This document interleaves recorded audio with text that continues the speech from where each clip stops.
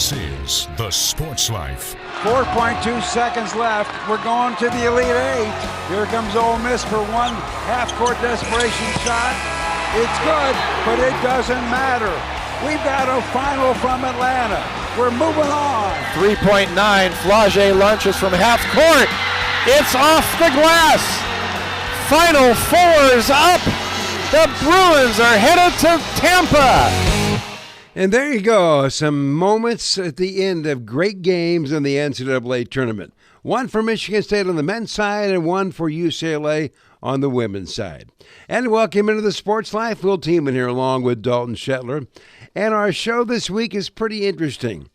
And one of the great stories in sports, I think, Dalton, is how the theme song for college basketball, one shining moment, how we actually got that song, and it clearly wasn't by design. It's an unbelievable story that, matter of fact, started on a napkin. Make sure you stay with us for that later on. But as we celebrate UCLA going to its first ever Final Four on the women's side, you heard at the top. In hockey, Penn State's going to its first ever Frozen Four. And the voice of the Nittany Lions hockey team, Brian Tripp, will be joining us later to talk about the ride it has been this season for Penn State. And also, Jon Crispin's going to join us here in a couple of moments to talk about what it's like to be a student athlete in today's landscape. It's interesting, to say the least. That's a word. Yeah, it's a word, yes. So let's talk about our sounds of the week. Well, let's go ahead and start. And we also heard at the top that Michigan State on the men's side was the only Big Ten team to advance to the Elite Eight, and what a season it was for Tom Izzo and the Spartans. Tom Izzo actually talked after the loss to Auburn in the Elite Eight about, and reflected about what the year was for MSU. Well, for the 30th year, I'm not sure I've ever been prouder in a team, and there's so much coach speak and things that go on in programs all over, but these guys gave me everything they had and drained them of everything. They should take a week off. There's nothing left in them, and that's kind of the way it was in the locker room. It was a tear-jerking locker room because they knew they spilled it all, and yet we thought we started out poorly, which we've had that little bit of a problem lately, and we just couldn't recover from that 17-0 run. It wasn't through lack of effort. It wasn't through lack of anything except we played a good team, and Broom hurt us early. We made some adjustments, did a little better job on him after he hit those first, I think, 6 or 8 points. And I thought we missed some good shots in there, but maybe some of it was their defense too. So all in all, you don't get defined. Unfortunately, your last game wears with you. I'm asking these guys that if it does, make sure it does, that you do something about it in your life. And for Jaden, he's not done playing basketball either. But all in all, the most unbelievable year I've had, the most connected year I've had. And I just appreciate what these guys did for myself, our program, our university, and our community. Tom Izzo, the head basketball coach at Michigan State. And it was interesting. I remember being on the morning show on Sirius XM, and they asked me about, in Michigan State at that point, Dalton had won like 10 or 11 in a row. Mm-hmm. And they asked me, well, is there a flaw with the team? And I said, yeah, it can't shoot. Yet it's averaging 80 points a game. So how does that all work? But the Michigan State team won the regular season by 3 full games. They're the Big Ten champs. Nobody thought much of them at the beginning of the year. No members on the first team all-conference or second team all-conference. But they just found a way to play basketball and win. And like Coach said there, that 17-0 run was a killer. But at the end of the day, they won 30 games, and they just did it kind of old school. And his roster was put together old school. That is a successful story by any way you want to try and cut it. It is an inspiring Spartan team this year. Well, we just heard from Coach Tom Izzo. There's a new head coach in Big Ten men's basketball as the drama of Kevin Willard in College Park finally ends with him taking the job at Villanova. The Terps find their new top guy. It's Buzz Williams coming over from Texas A&M. Here's what he had to say with his introductory press conference. Anybody associated with the team that we'll be a part of now will give their best. And we'll give our best from early in the morning until we can't go anymore. And all of us will have an insatiable desire to figure out how to change our best, because staying status quo, we know, is never good enough. And so we'll give our best, and we need every opportunity for our newest team to learn about the former teams. And we need to develop growth and trust and life-changing relationships on the new team so we can be the best team. And I understand that there are a lot of positions on a team, and I've kind of got lost all of the new titles in athletic administration. And I've gotten lost in all of the new titles even on my staff, that I don't know what they're called anymore.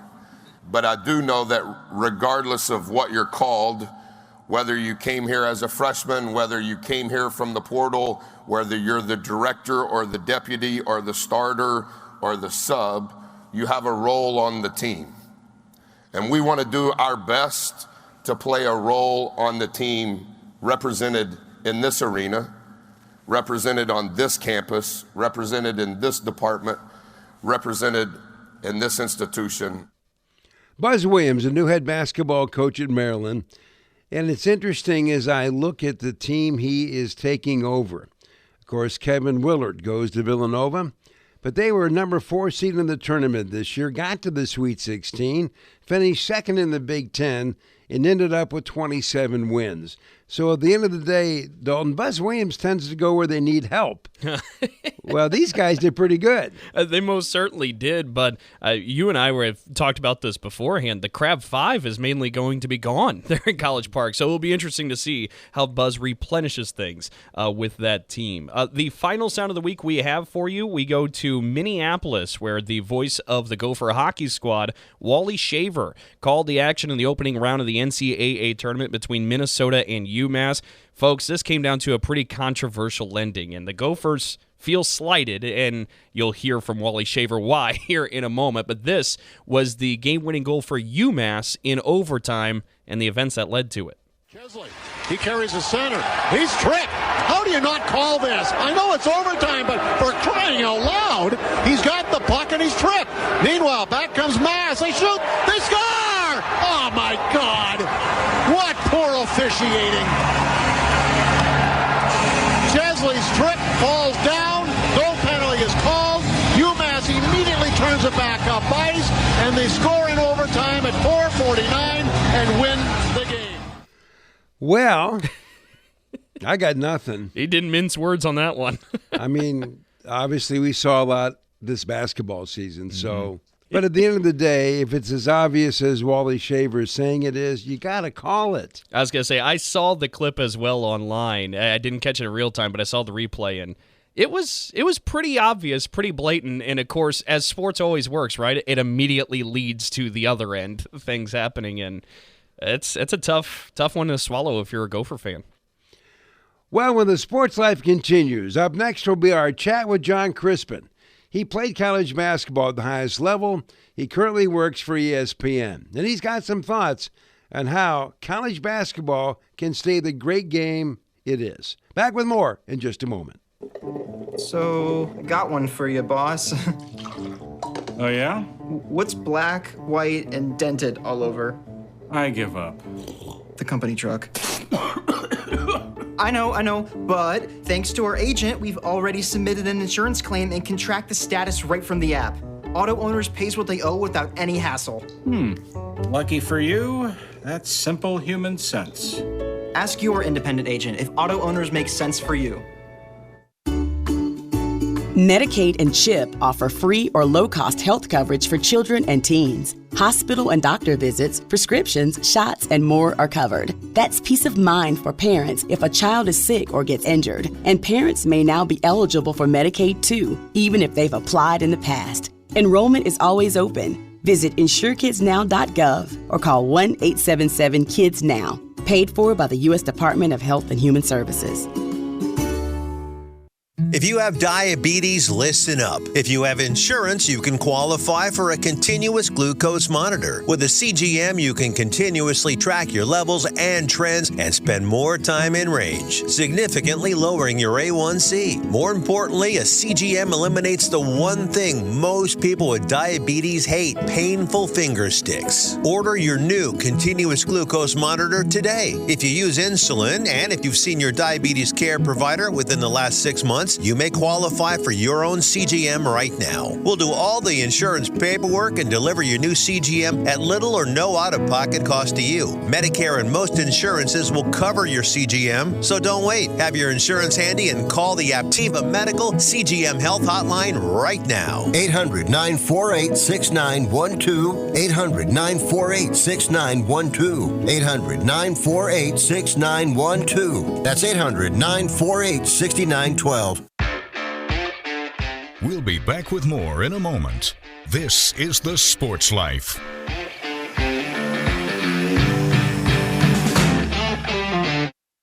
Roxanne Watson is on a mission. Hello, how are you doing today? She wants more people to register as organ, eye, and tissue donors. Are you an organ donor? Yes, I am. Yay. My goal is to sign up the most people in the United States. What drives her? Roxanne's own life was saved through the gift of a heart transplant, made possible by an organ donor. I decided that day that I was going to devote myself to the cause of organ donation and signing people up and honoring my donor by doing that. Now she's back to health, and she's a powerful force helping to save lives every day through her work. Imagine what you can make possible by leaving behind the gift of life. 8 people can be helped with the major organs, and up to 50 people can be helped with a little bit of everything. And when you think about it that way, that you could help that many people, it's amazing. It really is. Learn more and sign up as an organ, eye, and tissue donor. Go to organdonor.gov. A message from the U.S. Department of Health and Human Services, Health Resources and Services Administration.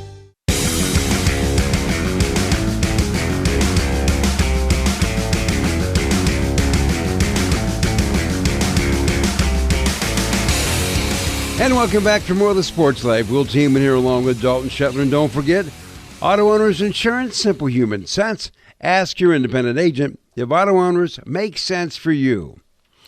Well, in the wide world of sports, you can be humbled, you can be a hero, you can be all those things, and somewhere in between you can land there as well.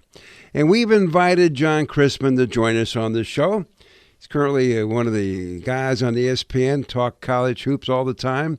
And Jon, thanks for joining us. And the reason why we asked Jon to be part of the show is he has experienced that. As a college basketball player at Penn State, things were great. He looked for the promised land at UCLA, and things were not quite as good there. So Jon has joined us to talk about one thing, and that is the current environment for the student athletes. And Jon, do you think what's going on right now with the NIL and the quick transfers is good for young student athletes? No, absolutely not. Look, I think it's good for them based on what we, promote and value right now, which is money, power, superficial success. But long term, I don't think these are things that set you up to become a good professional. Right? We always use the term pro to kind of define someone's potential, but the reality is we all have to learn how to be professional at whatever it is we do. We have to be professional in our habits. We have to be professional in our approach. We have to be professional in our respect for whatever it is that we're doing. I don't think we're developing that. And it doesn't mean that what we're doing is 100% or entirely wrong. What we're doing is just rushed. I don't think there's a sense of sustainability behind it. I also don't think there's any purpose behind how it's making people better. It's just giving people what they want, right? What's the best way to ruin your children? Give them everything they want. I feel like that's what we're doing, but we're not creating good habits. We're not putting kids in a situation where they have to develop under the guise of accountability, which is the healthiest thing to have as a kid, where you don't have all the answers. You have to learn them. You have to be taught. You have to develop a healthy fear of authority, which is just part of progress in life.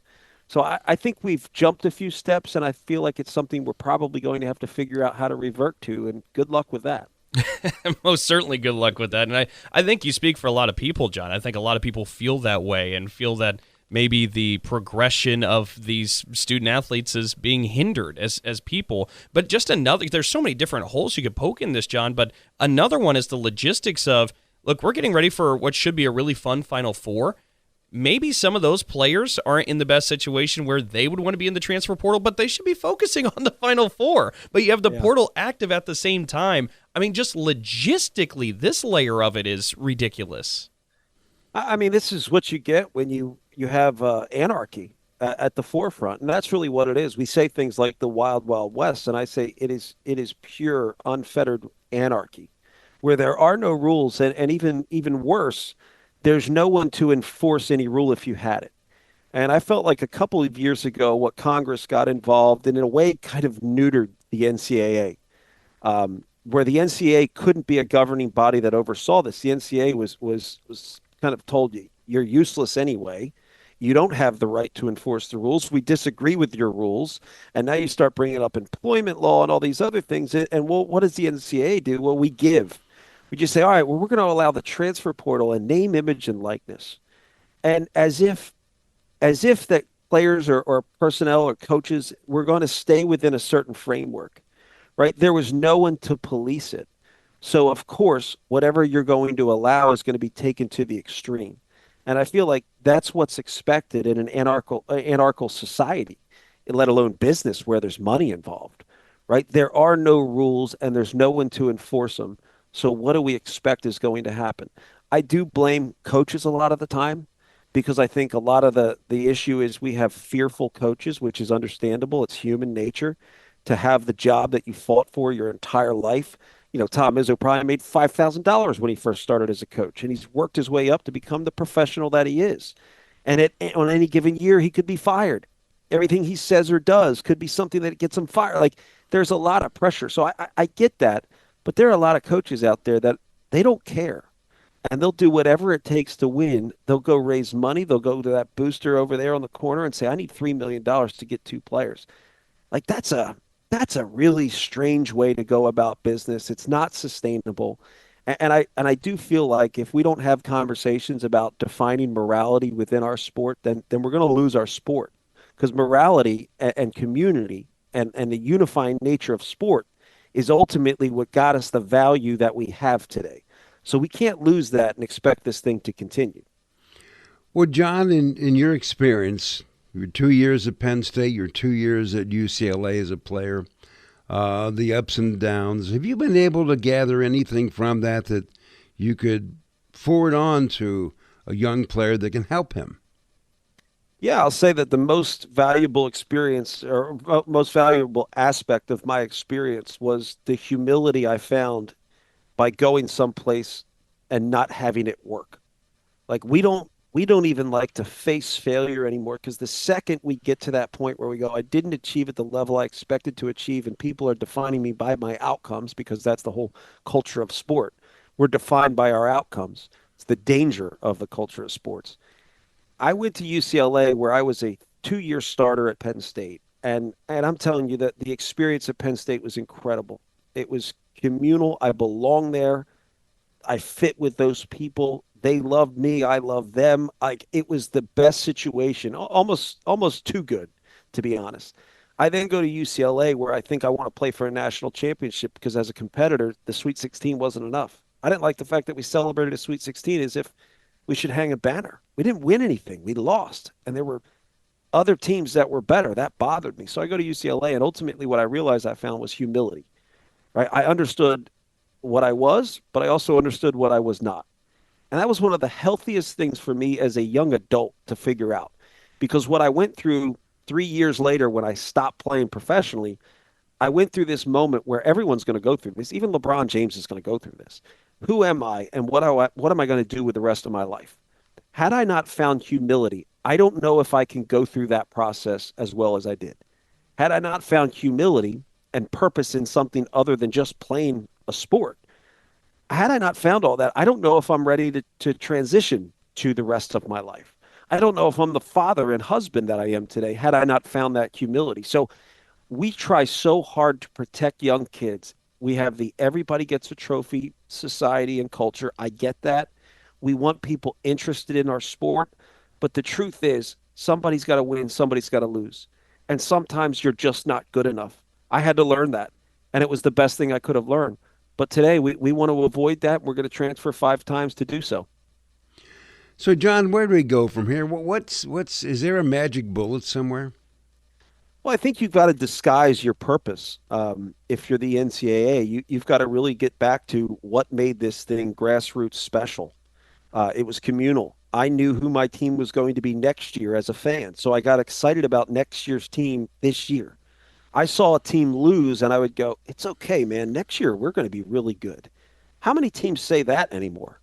So where is interest, if not in October when we finally figure out who's going to be on our team? If you're the NCAA, you have to also look at the fact that there's no going back. It's like raising taxes. They're never going to come back down. Once they're up, they're up. So you start to look at it and go, all right, if you're the NCAA, how do we get back to the things that we value most? How do we create communal teams? How do we create value within those communities so those players can realize some of that value as an NIL? I also think you have to recognize that if you want people to recruit freshmen, incoming freshmen, you have to protect the value of those kids that is created by the development and the investment of that coaching staff and personnel. So you have to create some sort of buyout situation. You got to start looking at contracts. If you want these kids to be professionals, then you got to help them become professionals. And I do think there's going to be a pay-for-play model that is contractual, but there also has to be something where if you leave in 2 years, you don't get that second-year roster bonus, and there's a buyout attached to your development. That's how they do it overseas. I've studied the overseas contracts. I used to have them, but now I study them to go, okay, these are developmental contracts where you have a 16-year-old who's going to play in the upper division in, say, Serie A in Italy. But if you try to, take that kid off that team, you're going to pay the club. Now, what you're paying the club for is the development that they put into that kid, the investment that they put into that kid. So I do think there's something there where we're going to professionalize this. We've got to do it cleanly. There's got to be contracts. And I think kids are going to learn really quickly that it's a lot harder to be a pro than it is to be a mercenary, as they are right now. Well, John, as a final question, of these things we've talked about here, something I think we all agree has got to be done somewhere. So who leads that charge? Who's going to be the group or the people that sort of lead a charge to get this thing where hopefully it needs to be? Can I raise my hand? And here's why I say it. It's because I don't care about talking points. Like I'm tired of this being a talking point. It needs to be a conversation. It needs to be a real discussion. And it has to be less about the maintenance of power and control, and it has to be more about the conversation of how can I make this better beyond my legacy, right? Beyond my tenure. We live in a world where everybody is focused on doing something to make themselves look good, which often means once I'm gone, I don't care. We need somebody to come in and say, look, the focus is on making this good 20 years from now. I always said that about Indiana basketball. Stop hiring the next coach. Hire the coach that makes the job great 20 years from now. And then how do you define that? Well, that should be your process. You should stop going to a search firm to figure that out. You should sit in a room with people who are unapologetic about how great college basketball is and are unapologetic about the fact that the value that these kids have came from Lou Alcindor. It came from Irvin Magic Johnson. It came from Larry Bird. And keep going back and keep going back, and you'll realize that the value was created for you. You just get to participate in it. We need balance, and we need people to be unapologetic about it. And those of us in the media in particular who are using these things as a talking point to get followers on Twitter are doing nothing but dividing people and hurting the game long term. So I would say those people you need to keep on the side. They're about their talking point. They're about trying to get a following. You need people who actually want to move forward, help this game evolve without changing who it is, right? Adapt to the current realities, but don't change what makes it really special, because ultimately you're going to lose your market, and all that value you thought you had, it's gone because people are less interested. Well, John, as always, intriguing chat. And so we'll have to do this again as we get further down the pike. I welcome it anytime. I love these conversations. There's a lot to be fixed, but it's still great. So somewhere in the middle, there's a solution. As always, good conversation with Jon Crispin of ESPN.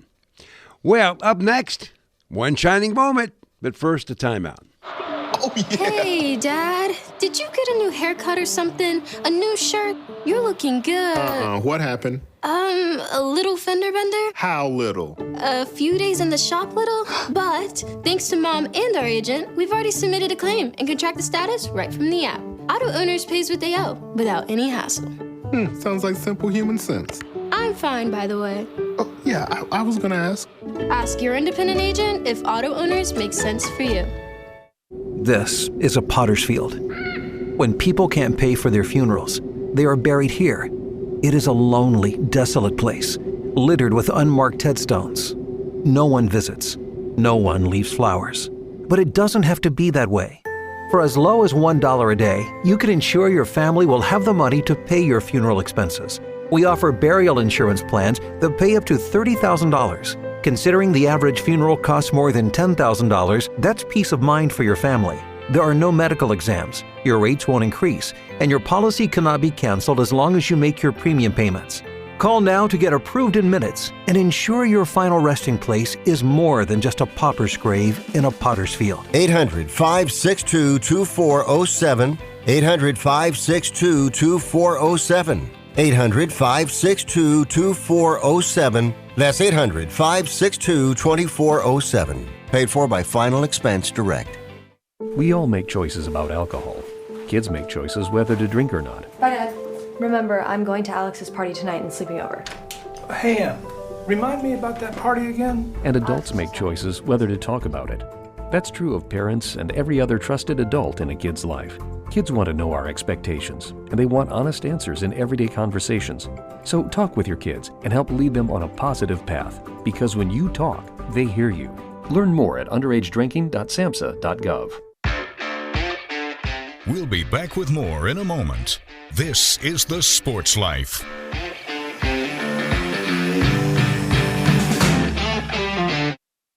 Here's a real-life story that affects 50% of all of us out there.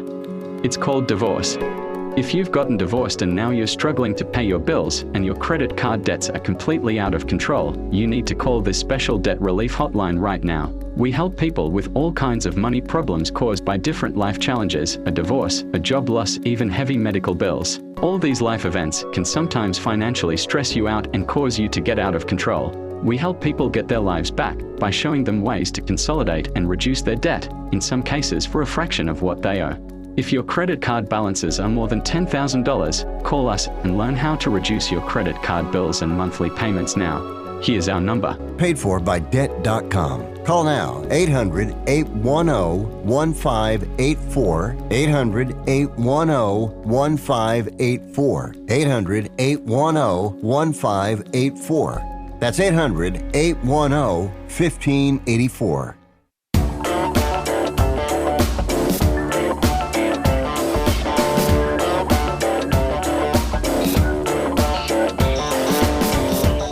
And welcome back for more of the Sports Life. Will Tiemann here, along with Dalton Shetler.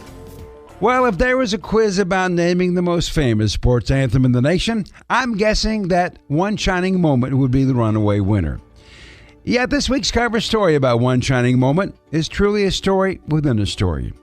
You see, the lead narrative is the origin of the song, while the other is how it went from a napkin in Haslam, Michigan to CBS Sports. So, let's start at the beginning with the song's composer, David Barrett. I lived in Hazlet, Michigan, so I'm a Spartan fan as well. And I was living up there, in the 80s, early 80s. And I write songs every day. And I happened to write this song, One Shining Moment, after it's not even there anymore, Nightcap 2. I went to meet a friend. He didn't show up, and a waitress who's probably still lives up there somewhere, her name is Jan, I can't think of her last name, came up after the night was through, and I was sitting there by myself at the bar, and she came up and sat down next to me, and I was watching ESPN, and I was trying to explain to her what was so amazing about, at that point, Larry Bird, who was using somebody like Soap at the time in these highlights, and I was trying to explain that this guy, this period of time of his life is, he's in the zone and nothing anyone can do about it. So she was dutifully unimpressed, but I remember thinking, well, there's, I know you should write about what you know, and I know a little bit about that, and so all of a sudden, boom, there comes this idea, and I'm writing it down madly on a napkin. Went home and wrote the music to it, and that was that. So now David Barrett has a song, One Shining Moment. And he also has a high school buddy from his days of growing up in Bloomfield Hills, Michigan. His friend lives in New York City, and he worked at that time for Sports Illustrated. His name, Armin Katayan. So Barrett gave Katayan a copy of the song for some feedback. Well, it's funny, it was on a cassette tape. Some people may not remember those, but, I popped it in to this cassette tape. He had come to our apartment, which at the time my wife, Dee Dee, was about 484 square feet, which we actually measured at one point in time, and one bedroom on the east side of Manhattan. And he would stay with us occasionally, sleep on the fold-out couch when he was in town to do a gig or to he did some work in the advertising business, and Gray Advertising was right up the street. And so he said to me, he goes, I've written this song, I don't know what to do with it. I think it's pretty good. Would you listen to it? And, the early version of One Shining Moment had this piano prelude to it, which was called Golden Street. And I just, David's a terrific piano player, and I was like, oh, this sounds interesting. And then, the first notes of what it is now the classic One Shining Moment came up, and then I just, listened to the words, and I thought, holy cow, this is like lightning in a bottle. And I was just kind of blown away by it because, the beauty of the song, I think, is so much. The words are evocative, but there's a simplicity to the song, and there's power in simple words oftentimes. And I called David, and I was like, holy cow, Jesus, I think you've got something here. And he goes, what do you think we can do with it? And I happened to know at the time, it was just sort of kismet. I had been talking to Bob Tassi, who was the vice president of communications at CBS Sports at the time, various projects and things that we were talking about. And I called him up because they happened to be right across the street from the Time building at the time on 6th Avenue in New York. And I just said, Bob, I think I've got something here. I'm not sure if you guys are interested in any sort of, theme songs or anything like that. And he goes, wow, that's weird because we're looking for a theme song, for various sports we had. So I took it across the street, and to continue the story for a moment, I left it with Bob, and he called me back, if memory serves, he called me back like 3 hours later at my office at SI, and he goes, you're not going to believe this. I said, well, try me. And he said, I put this song on and the cassette tape in my office. I started to play it, and within about a minute, my office was full of people listening to this song. And he goes, this is an incredible song. And I'm like, yeah, I think so too. He goes, I think we're going to do something with it. So that was the beginning. It's just a confluence of events. It's weird that something that has lasted this long had such sort of humble beginnings and strange beginnings. Now back in Michigan, when CBS Sports called David Barrett about One Shining Moment, he thought it was a gag. Oh, I did. Isn't that funny?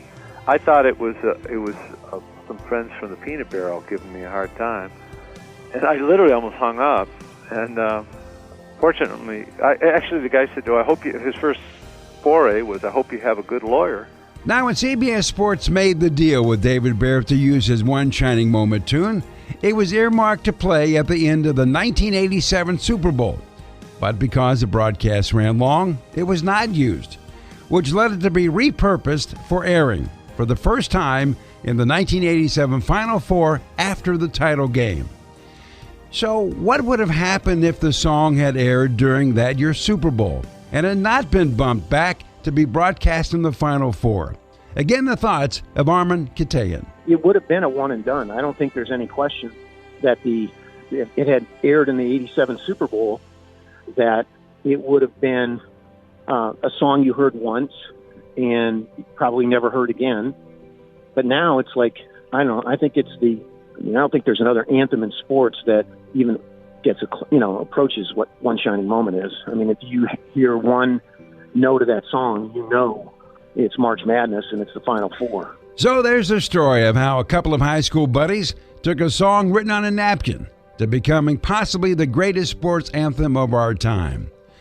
But before we wrap up this cover story about the song One Shining Moment, one more story from composer and Michigan State basketball fan David Barrett. In fact, when Michigan State won the national championship, which was wonderful, they had their championship rings. On their championship rings, they had One Shining Moment put on it, and they said, they called and asked if I would, if that'd be okay, and I said, of course, as long as I get one. And so they were kind enough to give me a Michigan State national championship ring, which is a testimony to Tom Izzo. So now that you've heard the One Shining Moment story, has Armin Katayan ever wondered what might have happened if he had not taken that song to CBS Sports? Yeah, I have. And it's weird. I've had I'm very proud of the career that I've put together over time. But you think about your obit. I think if somebody was smart about it, they might just go, that might be in the first paragraph or so. That by just pure friendship, and that's all really it was. It was just me trying to do something for a very good friend of mine. It turns out to be something that has really stood the test of time and has, I think, just had an enormous impact, on college sports. And that to me is really gratifying because, during the course of my career, I did 7 Final Fours. I was on the floor, and it remains to this day, I think, my favorite event to cover because of the power of it. I think we saw it, again this year, just how it really connects with people in ways that are almost hard to imagine. And I'll never forget, I'm from Michigan. Michigan State won in 2000. I was there on the floor standing next to Tom Izzo and Mateen Cleaves. And, the backstory on Mateen, was that when he was growing up in Flint and playing on the playgrounds of Flint by himself, shooting baskets, he would pretend that he was at a Final Four and, was going to listen to One Shining Moment. And then, to stand next to him with tears in Mateen's eyes and tears in Tom's eyes, that's an emotional wallop that you just don't get to experience very often in your life. So yeah, I'm I don't know. I've done a lot of things, but I'm as proud of what that song has represented to so many people over the years, and to have a hand in it is really, it's very gratifying. A great story on how we got this wonderful anthem for college basketball. Well, when we come back, an unbelievable story about the Frozen Four. So, I got one for you, boss. Oh, yeah? What's black, white, and dented all over? I give up. The company truck. I know, but thanks to our agent, we've already submitted an insurance claim and can track the status right from the app. Auto owners pays what they owe without any hassle. Lucky for you, that's simple human sense. Ask your independent agent if auto owners make sense for you. If you served honorably in our nation's armed forces and you're looking for a way to continue serving your fellow veterans in your community, then join AMVETS. AMVETS members volunteer millions of hours at VA healthcare facilities from coast to coast, helping to improve the lives of their fellow veterans through the VA Voluntary Services Program. AMVETS posts and departments also participate in a wide variety of community service projects. If you no longer wear the uniform today, you can still serve through the AMVETS by joining today at amvets.org. Do you hear that? That's the sound of uncertainty lurking under your hood. You know the feeling. I know I do. That sudden sinking sensation when you see a check engine light or your car unexpectedly breaks down and you're faced with sky-high repair bills. It's time to shield against unexpected repairs with CarShield. CarShield is America's most trusted auto protection company and has an A rating with the Better Business Bureau. Don't let the fear of a breakdown keep you up at night. Trust the Shield, CarShield, and say goodbye to terrifying repair bills and hello to peace of mind. Your plan also comes with 24/7 roadside assistance, courtesy towing, rental car options, and so much more. Don't wait till it's too late. Call CarShield now before a breakdown. Protect your wallet. Protect your car with CarShield. Get our best protection ever. Call now. You'll thank me later. 800-965-1292. 800-965-1292. That's 800-965-1292. We'll be back with more in a moment. This is The Sports Life.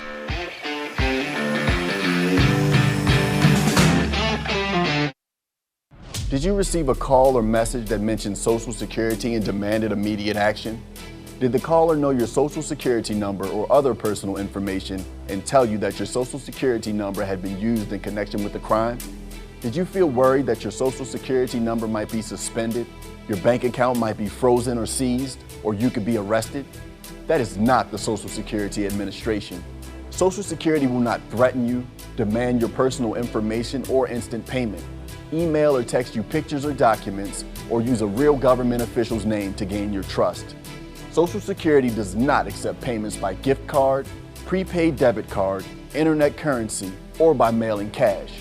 Criminals use these forms of payment because they are hard to trace. Do not be fooled. Hang up. Ignore them. Report this criminal activity to the Social Security Administration Office of the Inspector General at oig.ssa.gov. Produced at U.S. taxpayer expense.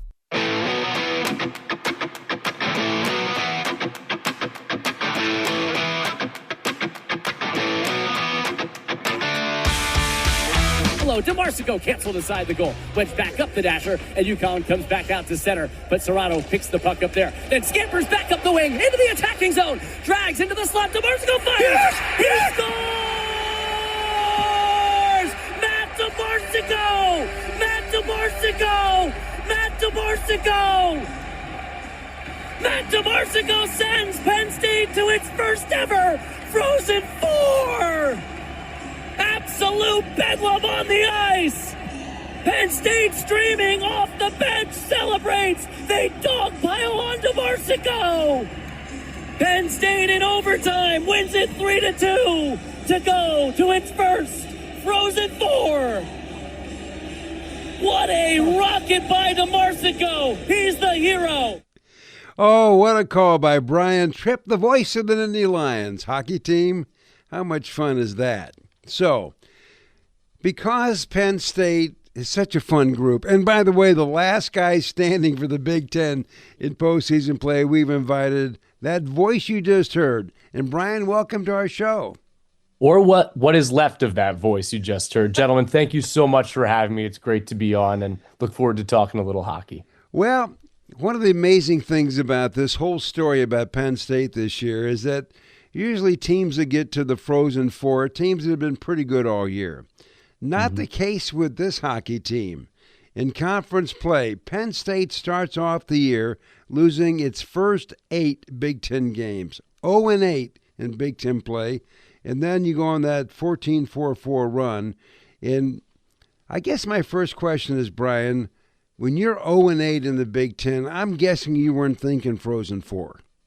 No, not thinking Frozen Four. I think there was some signs of life during the first half of the year. They went on the road to Minnesota and dropped 2 really, really close games and played incredibly well. So there were stretches, during the first half of the season where the team would have a great defensive game, a great game from their goaltender, or a great game offensively, but they couldn't put all 3 elements together. The starting goaltender, Arseny Sergeyev, then was injured in mid-November, and after he went out of the lineup, Penn State had trouble keeping the puck out of the back of the net. So his return coincided at the start of January with this great run and going, you mentioned the winless in their first 9 Big Ten games, 0-8-1. They lost a shootout at Wrigley Field against Notre Dame on to start the new year. And then after that, they just took off. And I think there were signs of life early, but ultimately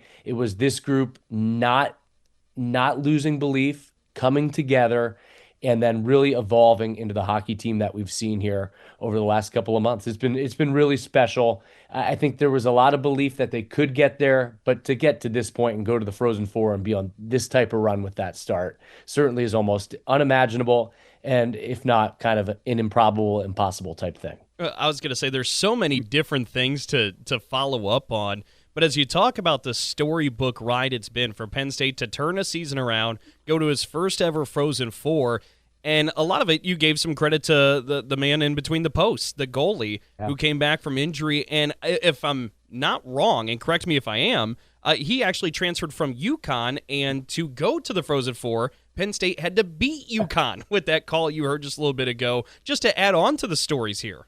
Yeah, and he played tremendous in that game. I thought Penn State over the first two periods of the regional championship was excellent, and they probably deserved to have a lead, but coming out of that second period, it's a tie game at 2, and UConn just found its game. They were wearing Penn State down. They continued to cycle the puck in the Penn State zone, and they had quality opportunities in the third period, late in the third period, to win the game, and then in overtime. But Sergeyev made some unbelievable saves. And right going into that game, Penn State had supreme confidence in him, but you never know. How's a guy going to handle that, going against his former team for the first time? And to see him play that way on that stage, with how impactful his return to the lineup was to start this whole run, I'd say it's the combination of his return to the lineup and great leadership. Those two things probably the most important factors among many important factors on what's been a great run. Well, up next you got Boston University. So what are you thinking about that one? Well, it's two teams that love to get up and down the ice. I think that was the thing going into the regional. Penn State knocking off the top seed in the regional, Maine, and then UConn out of the Hockey East, especially Maine. They were a big, physical opponent. So it was two contrasting styles. And then as that game against UConn played out, I think we learned that, man, they can play that heavy physical game as well and really get after you on the forecheck. Boston University is a lot like Penn State. Now, they have the experience of being in the Frozen Four each of the last 3 seasons. So Penn State doesn't have that. BU has the experience of being there, but they are a very skilled, very fast team that wants to get up and down the ice. And they were in a similar boat. They went to a goaltender who they signed out of the junior leagues, who joined the team in January. And while they had a good start to the year, it wasn't great. And they kind of got going the second half of the year and down the stretch. So I think it's two teams that play a similar brand of hockey. Look, the way that both goalies have played, it sure could be a low-scoring game, but I would not be surprised if this is the team that wins has 5, 6, even 7 goals in a game like this between these two. Brian, I want to ask you here, too, because you're involved with other sports as well. Hockey's not the only sport for you, so this is maybe the right person to ask and get this perspective. You get a team in hockey that's as hot as Penn State is right now. Is that one of the most unique and fun things in all of sports? It seems like specific to hockey, when a team gets hot, that's a ride that just isn't quite paralleled. Well, I know you guys both know this as well from covering the basketball and basketball postseasons. I think the format of the postseason too, Dalton, with it being, look, as you get to a regional, you're 4 wins from a national championship, you're 1 bad bounce, you're 1 bad call, or a couple of bad calls in Minnesota's case, a goalie having an off night, and your season's over no matter what you accomplished, like so many teams in the Big Ten did. I think if you told us going into this tournament that out of Minnesota, Ohio State, and Michigan State, which had such a great year winning the Big Ten regular season and Big Ten postseason, I think you'd be really surprised that Penn State's the only of the 4 left standing from a really good league when you get to the Frozen Four in St. Louis. I think it's the format of the postseason, but as you watch the NHL playoffs play out, it's just such a unique thing in this sport. A team, when they get hot, it is really dangerous in hockey, and obviously it all centers back to that man between the pipes again. And I think when you have hot goaltending this time of year and outstanding goaltending, that can be a real difference maker down the stretch in a postseason. Brian, we mentioned it a couple of times throughout this conversation, but the first ever Frozen Four for Penn State hockey. I hate to just kind of lobby the softball of what does this mean for the program, but what are some of the folks saying, the coaches, the fans, the players, because it's got to be a buzz that's unprecedented for this program. It's an exciting time.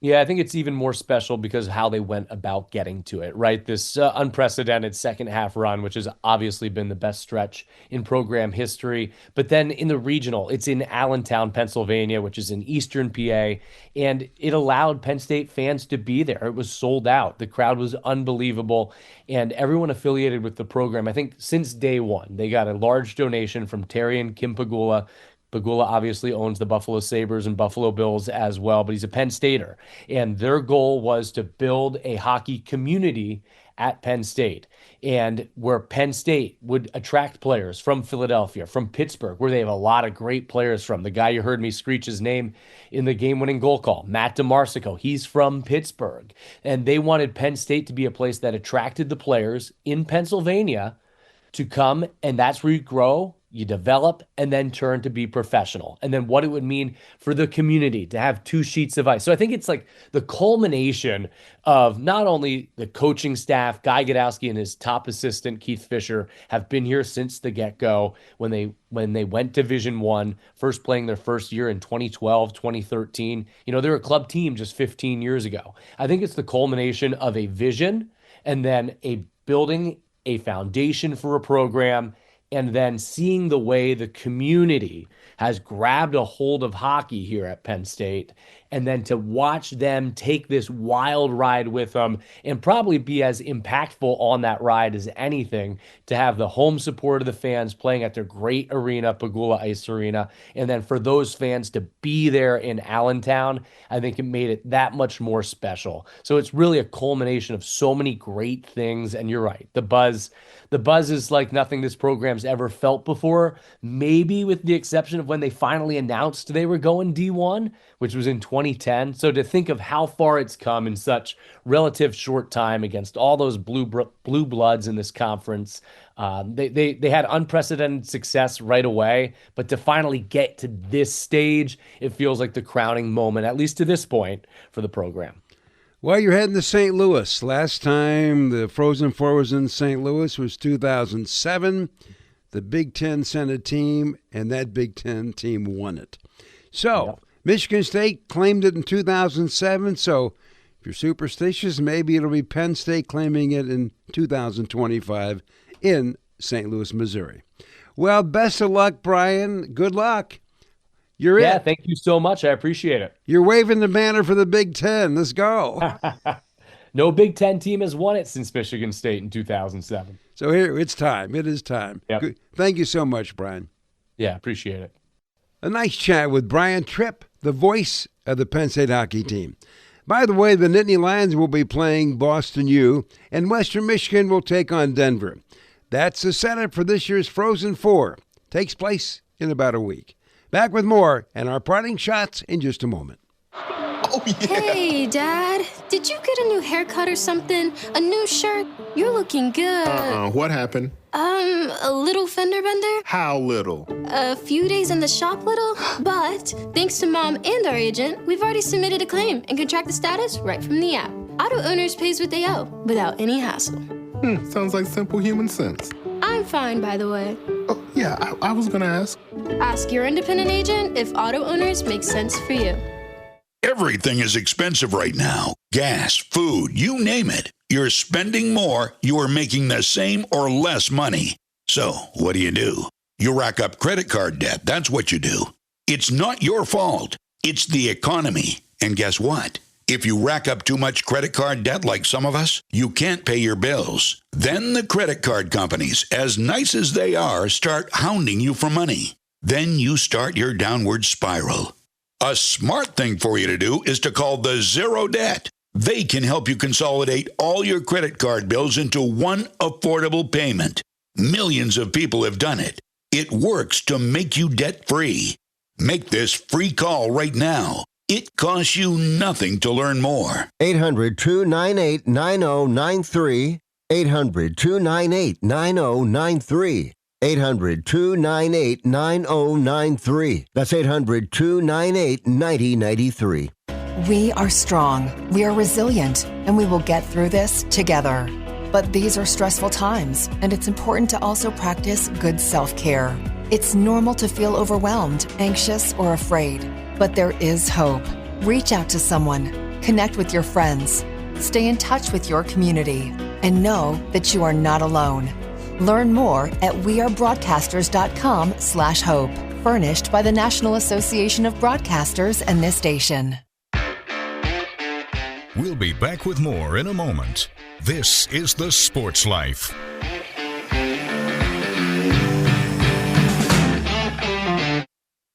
I found hope in the midst of an overwhelming situation. Alcoholism is a disease that can affect any family. Everyone suffers, but there is help and hope at Al-Anon Family Groups. Al-Anon gave me my life back. I'm a better father and husband. Are you in an overwhelming situation because of someone else's drinking? Al-Anon and Alateen can help. Local and virtual meetings are available. Maybe one could work for you. Call 1-866-200-0033 or visit alanon.org/hope.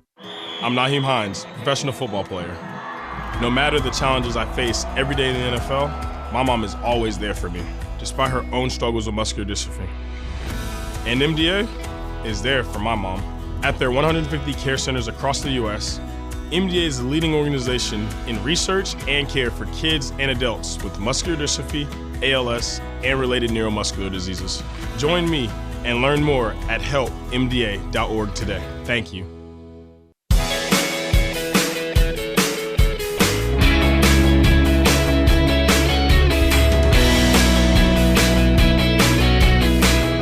And welcome back for more of the Sports Life. Will Tiemann here along with Dalton Shetler.